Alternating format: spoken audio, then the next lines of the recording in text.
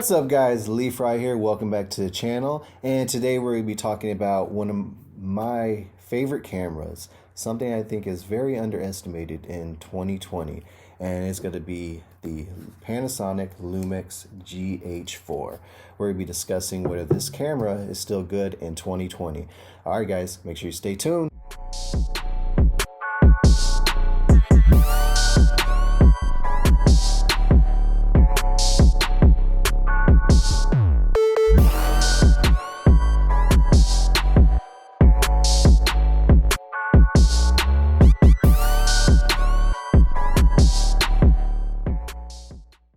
Alright guys, welcome back. So like I said earlier, we'll be discussing the Panasonic Lumix GH4 and whether this is a great option in 2020. And spoiler alert, I believe it is. I believe it is a great option for someone in 2020. I feel like this is a very undervalued camera, and I'm going to explain some reasons why. For one, I think it has incredible image quality, and I'm going to show you guys that here in just a bit when I take it out. It has a lot of pro level features, and we'll be going over those in just a little bit, and it has great build quality.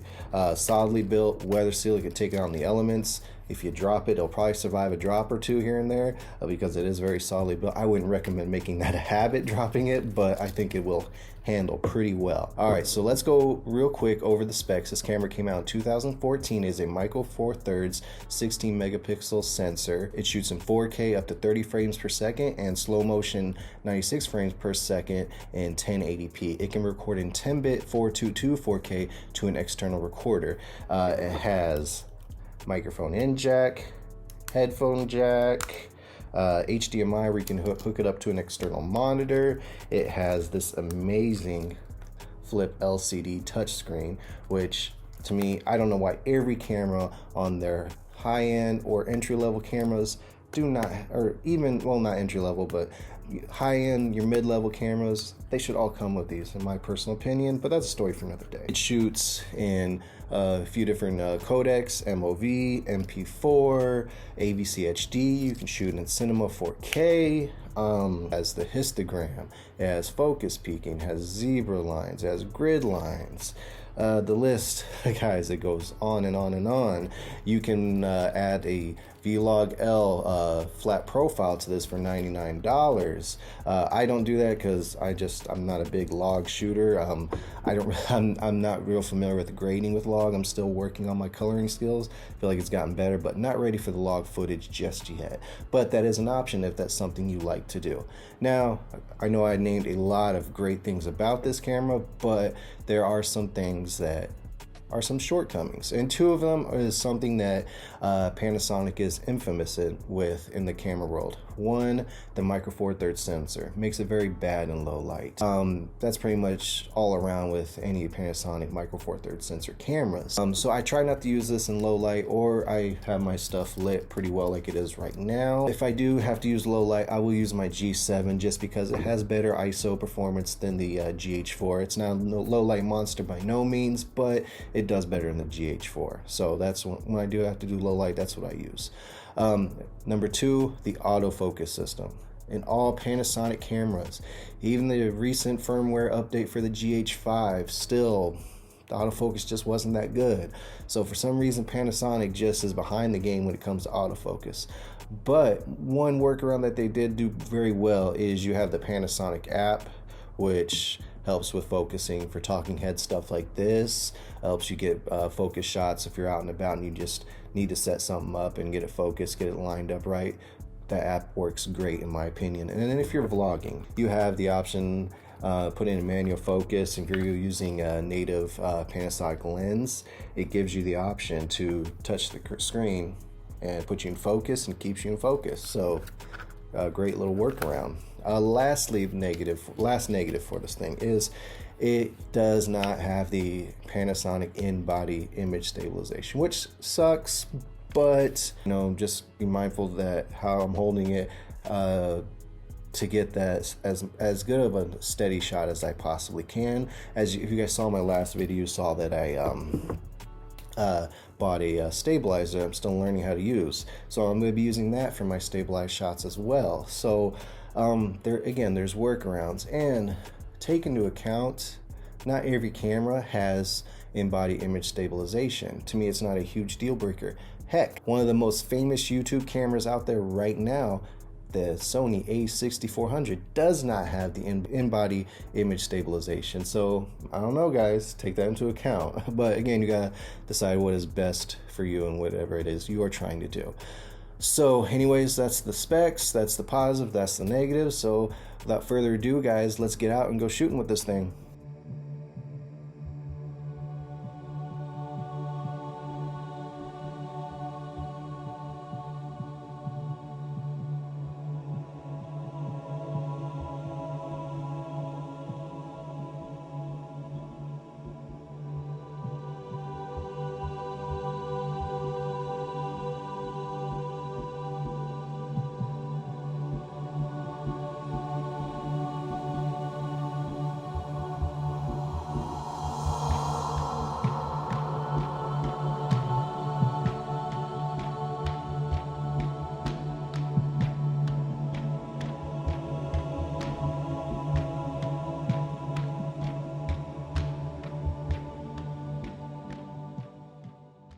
All right, what's up, guys? So that was the footage you saw with the Panasonic Lumix GH4. And as you guys saw, it produces, in my opinion, a very sharp, crisp, vibrant picture.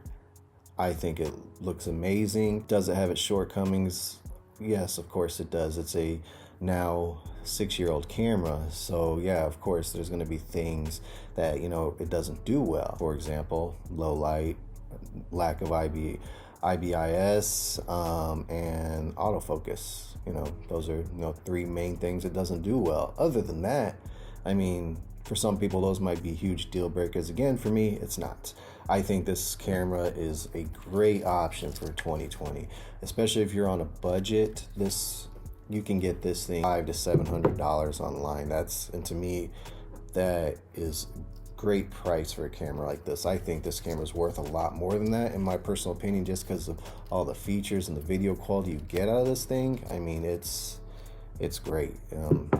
I can't say enough about this camera. I don't plan on upgrading my camera system for a while. I love my GH4. I love my G7 that I'm shooting on right now to shoot this video. I think those are 2 great cameras, and I have no intentions on upgrading anytime soon. There will be a day at some point that I will, but right now I don't see the point. They come out new cameras every year, and to be honest, as long as you have decent lenses, the bodies can last you a while as long as you take care of them. And I plan on taking care of both of these cameras, and plan on using them for quite a while until it comes to that point where I need to upgrade just to get better quality. And right now I'm just not at that point. So I think this camera is a great option for you in 2020 if you're wanting to, you know, get into, you know, videography, you know, start making your own videos, even some short film stuff, vlog. It's even a great vlogging camera. So I mean, there's so much you can do with this camera, but again, you gotta figure out what is best for you. And right now I think this camera along with the G7 are great options for what I do right now. Can't gush about it enough.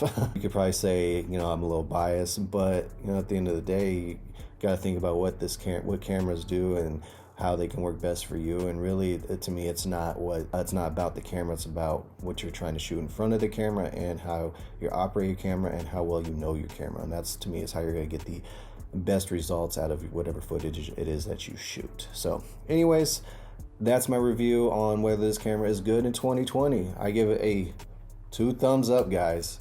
Definitely love this camera. Definitely think if you're in the market and thinking about getting it, I would definitely highly recommend that you do. But that's your choice. I can't tell you how to spend your money. Anyways, I'm going to wrap this video up. I hope you guys liked it. If you're not already subscribed, please hit that subscribe button. If there's anything you guys want to talk about, leave me a comment. Let me know. Hit that like button. We'll see you guys at the next video. You guys have a great one.